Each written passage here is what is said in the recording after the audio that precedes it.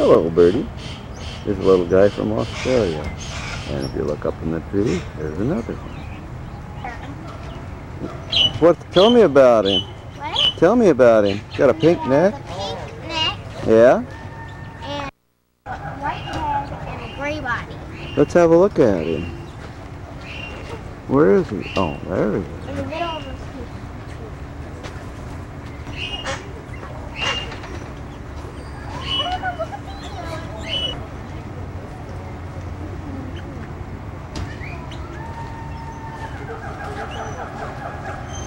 Hey, there's another one of those things there.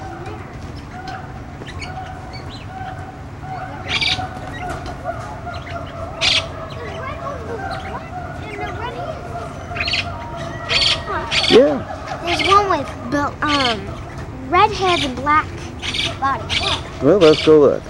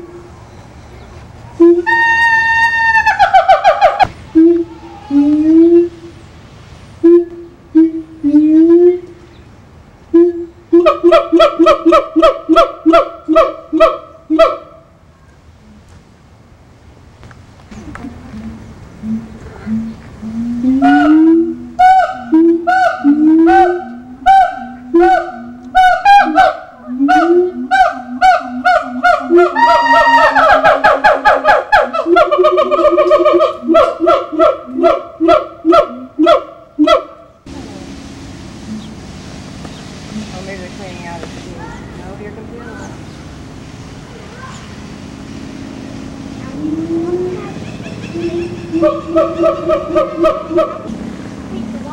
Oh, I can make it like the forest.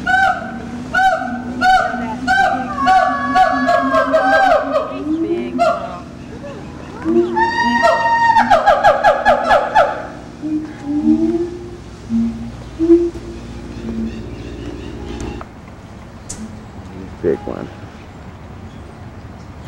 That's even a bigger one than that one. There's one that's going back into me. He's the biggest. Where's Grandma? Right here.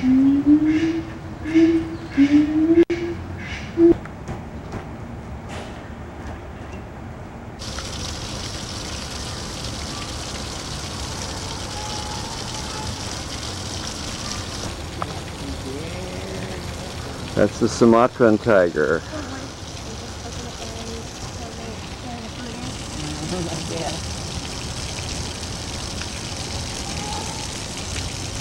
I don't think you have to be going in there, do they, Roy? What's that? I said I think you'd be very careful about going in there. Mm-hmm. Be pretty. Maybe Be pretty, whatever. Oh, I think I know how to take.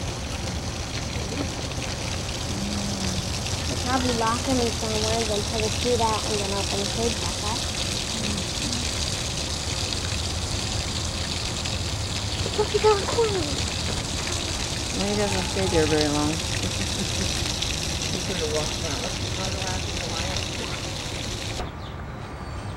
There's our baby giraffes.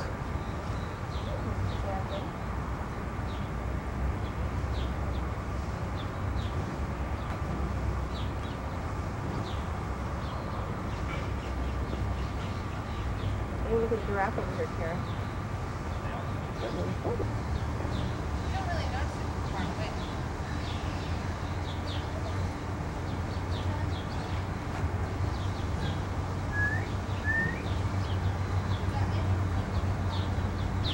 Yeah, they've grown a lot since we last.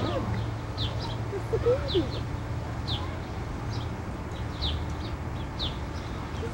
That little one that's Here's our old lion. He's not feeling too well. Poor old Leo. Not long for this world, as I understand it. Oh, look at the pretty tree. Look at the little squirrel out there. There's a large bird. You can see the drumsticks on this turkey. Look at that. My goodness. Look at that. Thanks, Mama.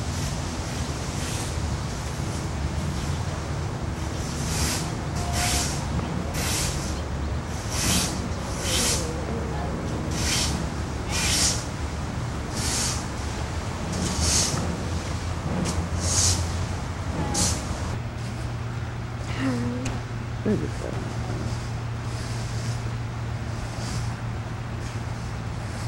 Oh, yeah.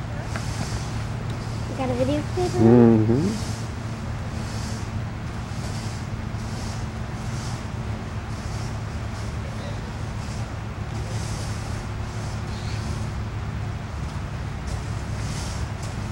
Yeah.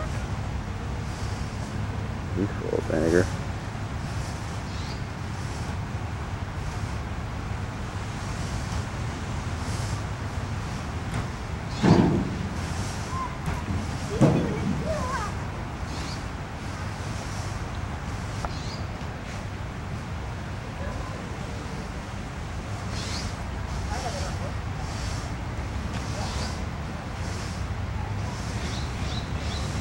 What is he doing?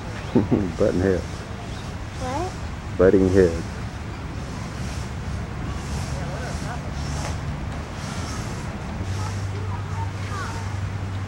Reach out and pat him on the nose. Yeah, care.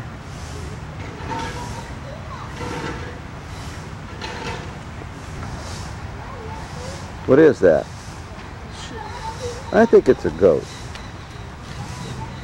This guy's gonna shoot down.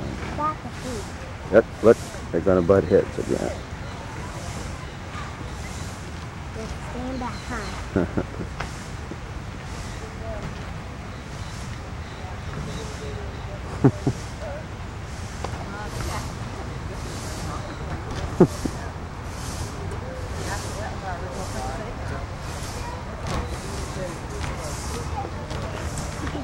What are you doing, huh? Her back? Who's the cat? Yeah, right there. But where's the mom? We don't know. You see the hump on his back? Yeah. Uncle Earl has some cows like that, some bulls. Those are Why bulls? don't you go pet it? No, it's a cow. Why don't you go pet it?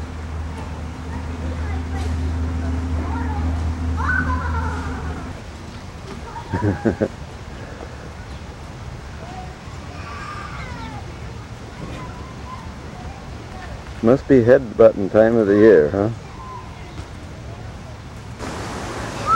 Treetop. See those up there?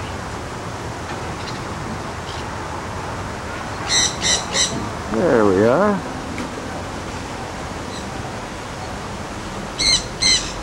What if there was a bird right there? I bet you would.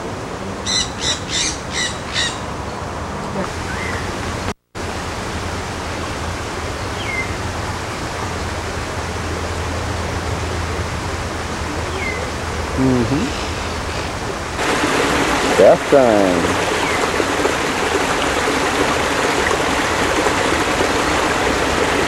Everybody's getting in there.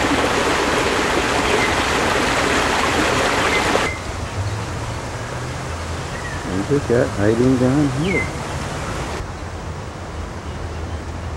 See him? Look in the water. He's right in the middle of the pond.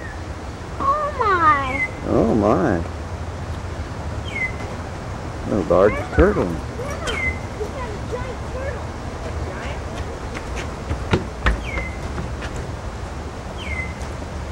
Right in the middle of the pond. Right in the middle of the pond. Is there another one over here?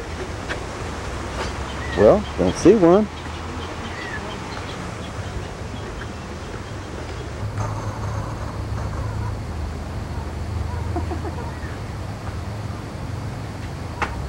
Where are you from?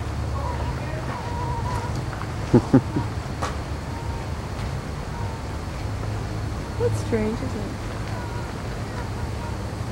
What's he saying, Karen? Where are you from? Hello? Look at me. What are you doing? He's talking to you. Look. up there. Go. He has a ring around his foot. Mm-hmm. He has a little ring around his foot. Mm-hmm. Can I get him? I wouldn't. Grandpa, are these safe birds? Who knows? What? Who knows? You might scare him. He might scare it or he might peck you. He's hungry. I think he's waiting for the zookeepers. There's a couple of tapirs. Their mothers think they are beautiful. Fran thinks they're ugly. What do you think? Just laying around doing nothing. They are. Okay. Well, let's see. I could do better if I turn it this way and zoom in there. How about that? I'm all the way up to... Yeah. 4. No, I'm over 4. You're over 4. I'm almost 5. Almost 5. They don't have to have a cage. They're like big chickens. Do they still feed the animals? They're just like big chickens. Do they still feed them? Oh, sure.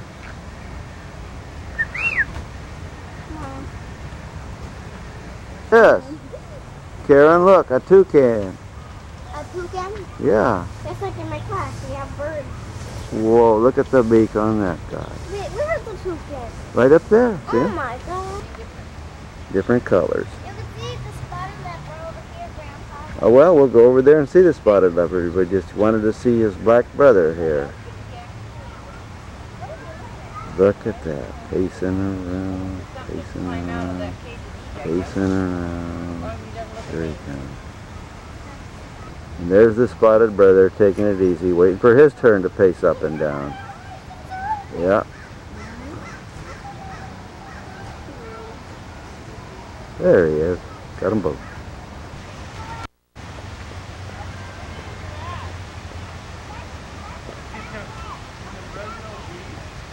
There go the Effelnuts.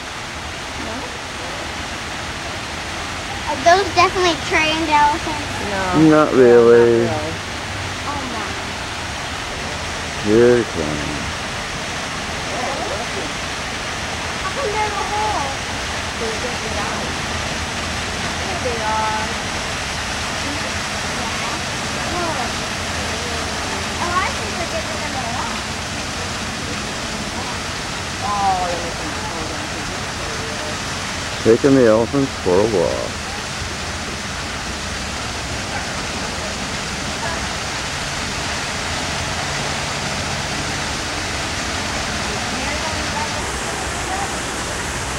How come they have to hit the back of the wheel? Doesn't really have to. I don't think. Right.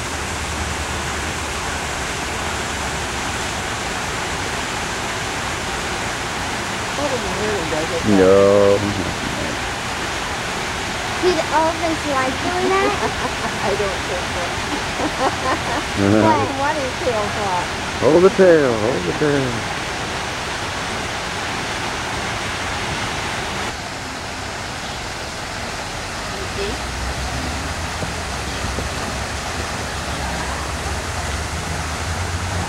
Karen, are you just taking them for a walk? Huh? Grandpa, can you lift me up? No. Here they come around again. The elephant walk.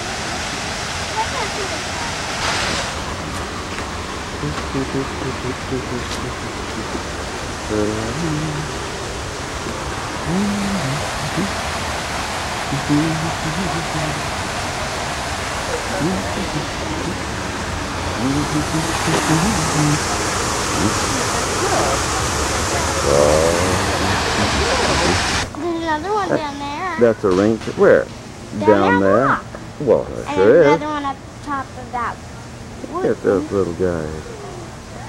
See the one on top of the wood thing? See it? Where? See the one up there? Oh, way up there, yeah. Where's that? Just right. She'll do some of those for you today. We're going to start off with her chickens.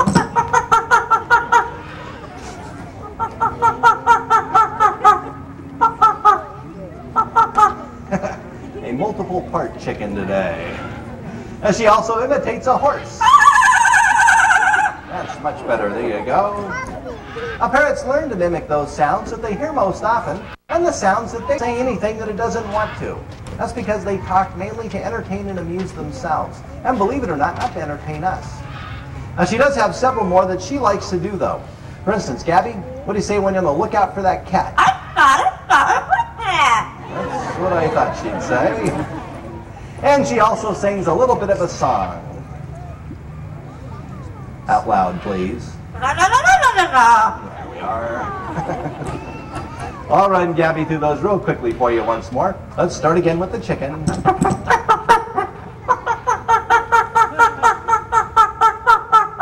That's much better. Now let's see if you can get through the rest of this without eating the microphone. How about your horse? Atta girl. Finish that treat. Let's try your booty cat. There we are. And once more before you go, how about just a little bit more of your song? There we are. With that, we'll say Gabby. There we go. Almost complete. This direction there, pal. There we are. Now again, Einstein is a Eurasian eagle owl. Within a year's time, you could have as many as 1 million mice in that field. So you can see how important it is to have hawks and owls. Other predators out there, since I need the help of a volunteer. I've got lots of them. I need somebody that has a dollar bill, though. Hold your dollar bill. And there went all the hands. How about this young man in the turquoise blue shirt? You have a dollar bill? He's got some money. Look at that. Stand up on the bench right there where you are. Now fold your dollar bill in half. Now fold it in half again. Now once more the other way to make a small square out of it. Perfect, just like that. Now once more diagonally, make perfect isosceles triangle out of it. Only kidding. Hold it straight out to your side. Just like that. Hold real still. Frankie, show us what you do with all that money fine laying around out there. Off you go, that boy Frankie, all the way out there. Now grab that dollar bill quickly, Frankie. Good, right back to me. Hurry up. That boy. Show us where you put all your money. Yeah, right there in my pocket. That boy. Pretty nice piece of work there, Frankie. Thanks. Hold up your hand. Hold real still. Let him do all the work. Good boy, Frankie. And right back to me. There we go. Goes the extinction of almost 50 species a day. Now these are all species that we rely on for our own survival. You see, every living creature on this planet depends on the survival of other species. Now again, he's very beautiful. He's quite intelligent. He also does this.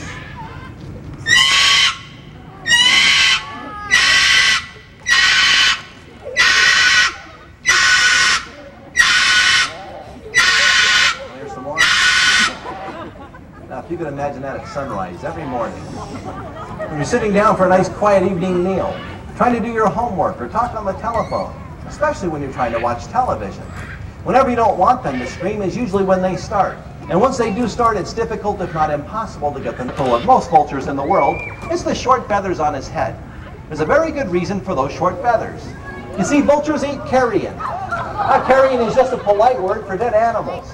Often along with those dead animals goes bacteria. And the sun is nature's way of sterilizing or killing bacteria.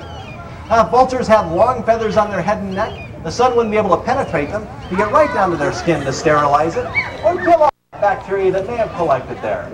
You can see there's a good reason for those short feathers on his head. He's Ravina, or bring her out, this young lady in the pink dress. You might want to have her sit down on the bench. You're going to see why in just a moment here. She'll be coming out of the hallway any moment now. Here we go. Again, everybody, please remain seated and keep your hands down while she's out. It's also a pretty good idea if everybody tries to look alive. She weighs about 15 pounds. She has almost a 10-foot wingspan. And while these birds are quite graceful while in the air, they can be pretty comical when they're on the ground. As a matter of fact, when they walk, they kind of look like Groucho Marx. Kind of like that. Vultures are also part of nature's recycling team. You see, everything in nature gets recycled. When trees and plants die, they fall to the earth, they get absorbed into the soil, recycled. Well, when animals die, vultures come along and eat them, in effect recycle them too. As a matter of fact, human beings are the only species on the entire planet that don't recycle everything. We're also the only species on this planet that ever produces any garbage. There she is. I think she spotted it. There she's got it. Not the rock. Ooh, a headache for that rubber lizard. Now this is exactly what these birds do in the wild when they catch a small animal like this. They normally search out a rock, pull sit on the rock. That breaks up all the bones. Makes it easy for them to swallow whole. Sometimes he'll even break off bite-sized pieces for them to eat. Makes it a little bit easier for them in that way. Now, just like birds of prey, Suriyamas do catch and eat other animals. But unlike birds of prey, they don't have the powerful feet chasing those birds. We'll see how fast we can get Hannah going here today. Keep your eye on her, and here we go. She'll pump her wings straight down, tuck them back in. Pretty good head of steam today. And what I'm doing is a centuries-old falconry technique. In the old days, the falconers would use this training method to get their birds in shape. Now, in the wild, these birds do prey on other birds. Their typical, or stoop as it's called, actually striking them in the air. That's where they attain those great. We're going to give her a moment or two here to catch her breath, then to finish her treat on that lure. Then as soon as she's finished, hopefully she'll leave it sitting right there where it is, up upon Jim's hand, and we'll be able to get right on to the next bird. She's our lanner falcon. Thanks, Jim.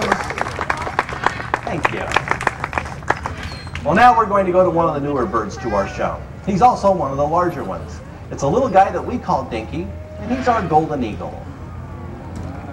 Now, Dinky weighs about 8 pounds. He has almost a 6-foot wingspan. You know, it wasn't too long ago, the golden eagles were considered vermin in this country. These birds were shot on sight by the thousands as the killers of sheep. Some people even thought that they would carry off and devour small children. Well, nothing could be further from the truth on either of those counts. All the studies done on these birds showed that when they were found eating sheep, the sheep were usually dead before the eagles ever got there. You see, they're not above eating carrion creatures on the planet. They've been clocked at speeds, some people say, of well over 200 miles an hour in a dive. Just over 15 years ago, the peregrine falcon was on the very brink of extinction in this country due to the use of a chemical pesticide called DDT. The DDT would actually cause the eggshells of these birds to become so thin that the weight of the parent bird sitting on the egg was often enough to crush it. At its worst, the populations of the American peregrine falcon dropped down to just over 100 birds remaining in the wild. And then a group of people started breeding these birds in captivity and releasing them back into the wild. Now that was a very successful program, and the peregrine falcon has made a... There's the old orangutan taking a snooze.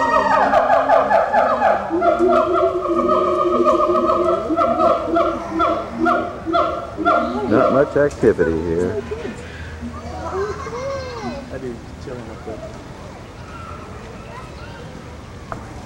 You sleeping, huh?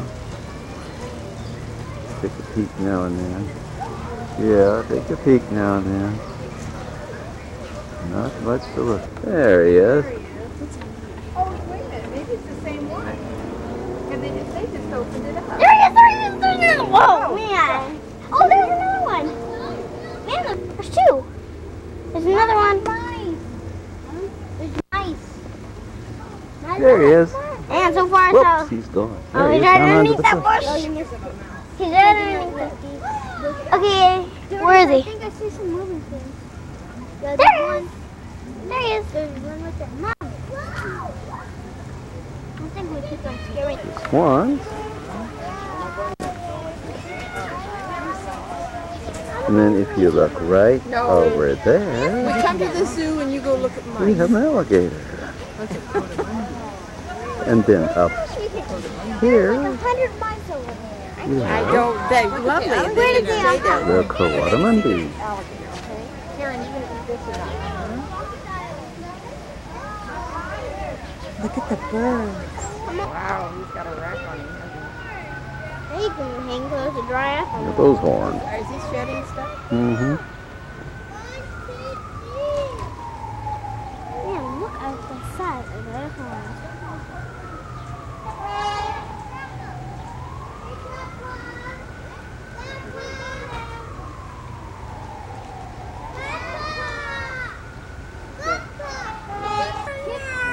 There's the San Joaquin kit fox.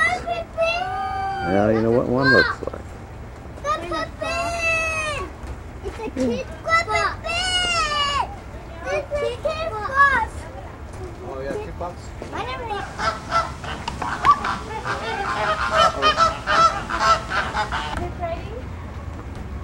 Karen, wait.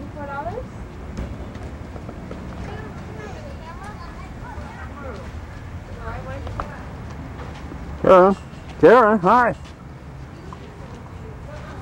Carry on.